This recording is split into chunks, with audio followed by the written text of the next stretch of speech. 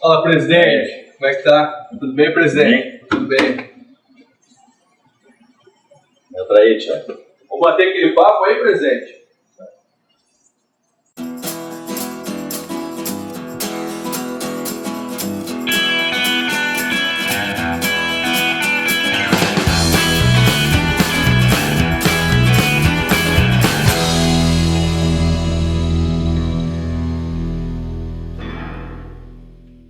O nosso convidado hoje, né, ex-presidente do Internacional, Fernando Carvalho, cara que tem uma baita história no Inter, né, começou lá em 82 e aí não parou mais como conselheiro, mas como dirigente conquistou o maior título da história do Inter, campeão do mundo.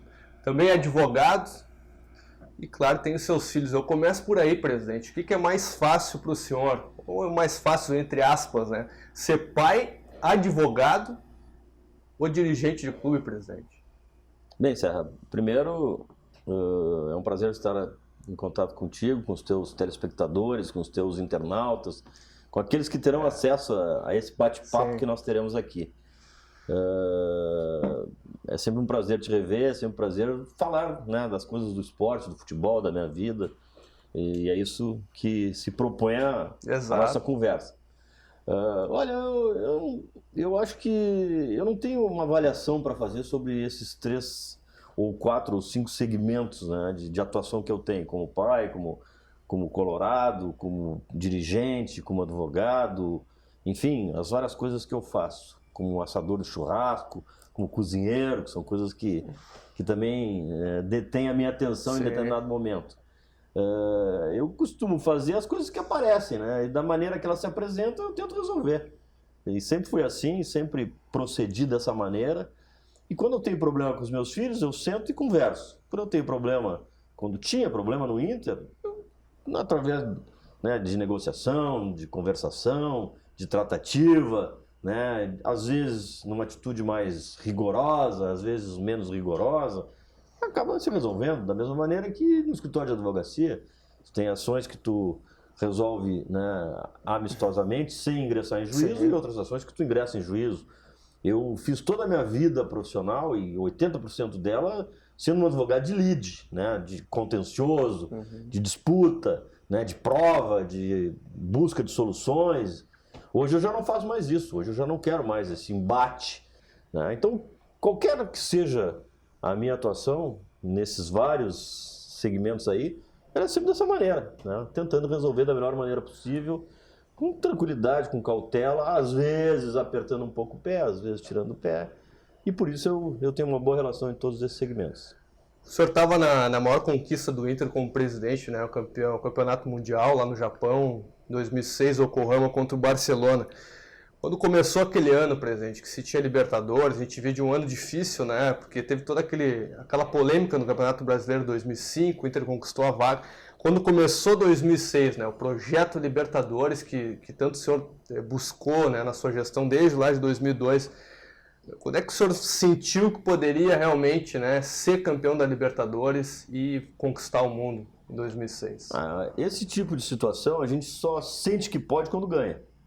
Porque tem que cuidar muito dos detalhes, tem que estar sempre atento. Mas imaginava tem que estar focado. Né? Claro, a gente sempre que começa um trabalho, o nosso objetivo é conquistar o máximo, né? Mas saber o exato momento que as coisas vão acontecer, não. Quando a gente for jogar com São Paulo, depois de ter passado por várias agruras, como aquele jogo da LDU lá, ou como o Libertad que nós empatamos, que poderia ter sido, né, o nosso revés ali. Que a bola bateu na trave, nas costas do Klemer e saiu. Aquilo ali é um sinal, mas não é uma certeza. Sinal não é certeza. Então, sempre se achou que a coisa estava bem encaminhada, que nós poderíamos, né, com aquele procedimento, com aquela estrutura, conquistar o título. A gente pensou em detalhes. Nós tínhamos uma experiência anterior em 2 sul-americanas que, né, nos deram um ensinamento muito grande. Mas efetivamente só depois do título. Quando a gente conquista, levanta a taça e que a coisa realmente cai a ficha. Mas antes disso é só aquela tensão permanente. Aquele Grenal de 2006, presidente, do Gauchão, foi um fator importante para a conquista de tudo que veio ali na sequência? Olha, foi muito dolorido. Foi uma das derrotas mais sentidas, embora tenha sido um empate. talvez a derrota mais sentida que eu tive como dirigente. Porque o Inter vinha de um campeonato brasileiro onde, né, toda aquela polêmica, quase foi campeão. Nós conseguimos perder um campeonato gaúcho pro pior time do Grêmio da década. E o Grêmio vinha da Série B, que o time era ruim, realmente. Tinha um excelente treinador que estrategicamente armou o seu time, né, para enfrentar aquela situação. Né? Eu lembro que o Mano jogou com 2 linhas de 4, fez um ferrolho, o Inter não conseguia entrar na defesa e manteve isso depois, né? Jogando por um gol no Beira-Rio. No Olímpico, nós comemoramos o empate equivocadamente, porque o empate por 0-0 nos dava vamos dizer, o fator negativo de tomarmos um gol e ficarmos mesmo no empate sem o título. E foi exatamente isso que aconteceu pela estratégia do Mano. O Mano foi fundamental naquele momento, porque ele tinha um material humano que não era o melhor e ele adaptou a sua realidade ao seu material humano e conseguiu um empate e, consequentemente, conseguiu uma vitória. Mas isso aí não nos abalou. Claro que deu aquele sentimento de revés, de derrota, né? Beira-Rio lotado, festa da torcida. Achávamos que, né, conquistaríamos o título, a torcida principalmente. Eu sempre tenho um pé atrás, eu sempre sou uma pessoa cautelosa, receosa. Mas aquilo ali foi, por um lado, né, foi aquela frustração, mas por outro lado nos chamou a atenção que precisávamos mais, precisávamos melhorar mais, precisávamos atingir um nível superior para conquistar o nosso grande objetivo, que na verdade era a Libertadores. E foi um sinal de alerta. Foi um sinal de alerta para os jogadores, foi um sinal de alerta para o treinador, que encontrou um meio termo, né, entre o tipo de estratégia que estava fazendo e o tipo de estratégia que era necessária para ganhar uma Libertadores. E como é que foi aquele período ali, o senhor, né, como presidente, mandatário do clube, com o Abel? Eu, né, conheço um pouco da sua filosofia de futebol, de ter essa cautela também no time, mas o Abel a gente sabe que é o cara da ofensividade, né? Como é que eram essas conversas que o senhor tinha com ele? Eu sempre, com qualquer treinador, e o Abel hoje é um amigo que eu tenho, assim como o Muricy, né, assim como o Tite, enfim, eu conversava muito com ele, expunha as minhas aflições, as minhas angústias, né, e claro que ele era o treinador que escala o time, escolhe os jogadores, a estratégia, e ele, pelo que ele viu, pelo que ele sofreu, pelo que ele passou, ele se deu conta que tinha que fazer uma alteração, e acabou fazendo, né, e a alteração que acabou dando certo, porque o Internacional conquistou o título.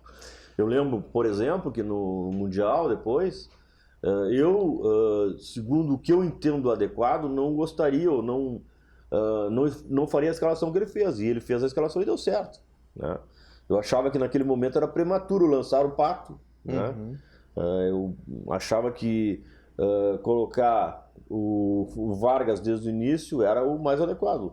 No entanto, o Abel fez um ataque com Yala e Pato, mais o Fernandão por trás, e acabou dando certo. E aí, presidente, eu vou fazer uma pergunta que é a seguinte, não precisa nem citar nomes, né? Mas o senhor em algum momento, desde que foi dirigente, aí presidente, passou também como vice-futebol, deu pitaco na escalação para... Não, esse você não vai escalar, tem que colocar fulano. Em algum momento chegou a acontecer em nenhum momento eu fiz isso ao longo da minha vida, nem no departamento amador, porque eu não opino sobre nomes, jamais opinei sobre nomes.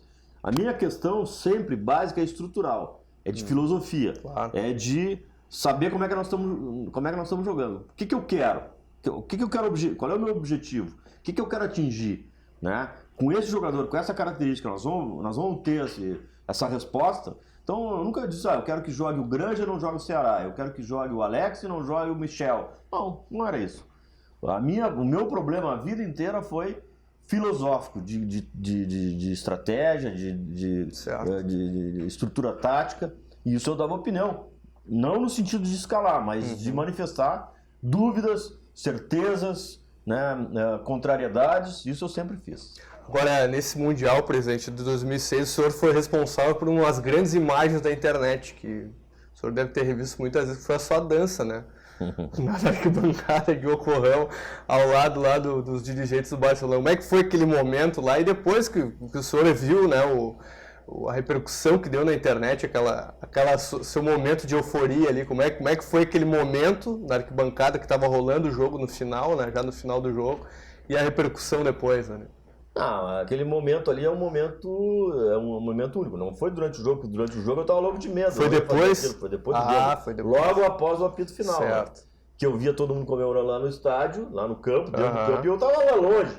Eu tava lá no meio de todo mundo engravatado, todo mundo certinho, né? Ninguém tendo nenhum tipo de emoção, mas eu estava emocionado, estava querendo comemorar, estava eufórico, como qualquer torcedor colorado.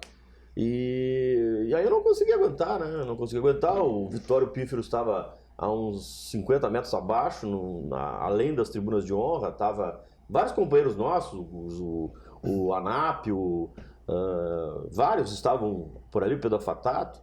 E aí quando eu os enxerguei, eu comecei a, né, fazer sinais, comecei a dançar, e comecei a pular, né? E as pessoas não entendiam muito bem, né? Porque, na verdade, a minha manifestação como torcedor, ela começou desde o primeiro minuto. Aos 10 minutos eu chamei o juiz de ladrão, né? E em seguida já impropérios, né? E as pessoas todas, né? Mas alguns sem entender, porque você está falando em português. Eu falava em português, né? Eu sou torcedor, eu chuto cadeira, né? Eu me manifesto o tempo inteiro, peço para marcar, peço para apoiar, olha a direita, olha a esquerda. Eu faço isso hoje vendo televisão, né? Eu tenho assistido os jogos do Inter na televisão, eu faço isso até hoje. Porque é o meu feitio de assistir futebol, porque acima de tudo eu sou um torcedor. O senhor sabe que o ano passado surgiu uma brincadeira nos bastidores, né, presidente, lá no Beira-Rio, que era o Pergunta pro Poço Ipiranga, né? Qualquer coisinha com a propaganda, pergunta pro Poço Ipiranga, pergunta pro Carvalho. Acontece isso ainda, presidente, com pessoas ligadas do clube? Eu não sei se eu gosto ou se eu desgosto disso, né? Eu não sei, ainda não, eu tô pensando. E ainda quero descobrir quem é que inventou isso, né? Eu já sei quem é, mas teve muita coisa que aconteceu que a minha opinião não foi levada em consideração. Né? E eu respeito, apoio, não tô aqui querendo dizer que fiquei... Jamais vou ficar contra, é o meu grupo, é o grupo Inter. É que as pessoas se ligam, né? O senhor dá a opinião e vai delas aceitarem ou não. Aceitar ou não, e eu não cobro quando a opinião é dada de forma diferente. Em alguns momentos, em decisões muito importantes, eu dei a minha opinião, respeitei a posição de quem tomou a decisão, não fiquei contra, não fiquei dizendo que eu era contra também. Acho que o presidente do clube, um ex-presidente do clube, tem que ter muita responsabilidade ao emitir a sua opinião. Claro. Né? Porque muitas vezes uma declaração que tu dá, ela pode te gerar uma crise, né? E acho que isso não é bom para o clube. E muitas vezes como eu te falei, eu dei várias opiniões contrárias ao que foi decidido e fiquei na minha, fiquei quieto, não quis depois dizer, eu não disse, eu não fiz, não faço isso, não é o meu procedimento. Né? E essa questão do Poço Ipiranga virou mais uma gozação aí pela propaganda, que é uma propaganda que está toda hora acontecendo, que acabou sendo, né, reputada uma boa publicidade, e aí me trataram dessa forma, me imputaram esse tipo de situação, mas que na verdade não acontece. Para fazer um bom churrasco, presidente, o que é preciso? Além de uma carne interessante, o que é preciso para fazer um bom churrasco? A primeira coisa é uma carne do Moacir.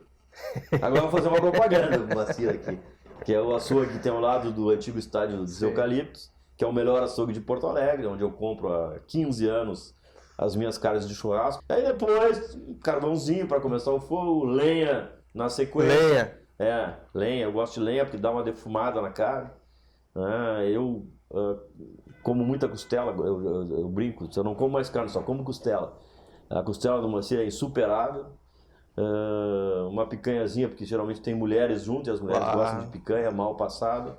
Enfim, mas basicamente, carne do Moacir e lenha. Esses são os principais atributos que tem o meu churrasco. E quando o senhor ouve aí, principalmente torcedor que teve mala branca nesse jogo? Mala branca? Ou mala preta pro Paysandu perder. Isso é folclore, né? Isso fica por conta do folclore. O próprio presidente do Paysandu, o Torinho, uma certa feita na CBF, me chamou num canto e perguntou, né, se o Internacional havia, de alguma maneira, né, dado algum dinheiro para o jogador. Não, isso não tem cabimento. Absolutamente não tem cabimento. Se falou muito, né? Na época o Dalegrave, o Arthur Dalegrave incentivou esse tipo de situação, chegou na cidade com uma mala preta, essa mala aqui tá cheia de dinheiro, vou dar pro goleiro. Mas uma coisa tão aberta, assim, tão clara, tão transparente, que era mais brincadeira do Dalegrave, né? E isso realmente não aconteceu e ficou por conta do folclore. Hoje, né, ficou por conta do folclore. Presidente, obrigado pela entrevista. Isso aí, um abraço, um prazer. Sempre um prazer falar com o senhor. Um abraço a todos os teus. Vou procurar assistir aí essa gravação, essa entrevista, para ver como é que ficou. Inscreva-se no YouTube, youtube.com/Serra Esporte Clube é o endereço do nosso canal por lá. No Facebook, facebook.com/Serra Esporte Clube também você pode nos seguir no Twitter. O nosso perfil por lá é Serra e Clube. Valeu! Olha para ali. Pode olhar para ele. Isso. Volta pro... Olhar para ele, né? Uma conversa.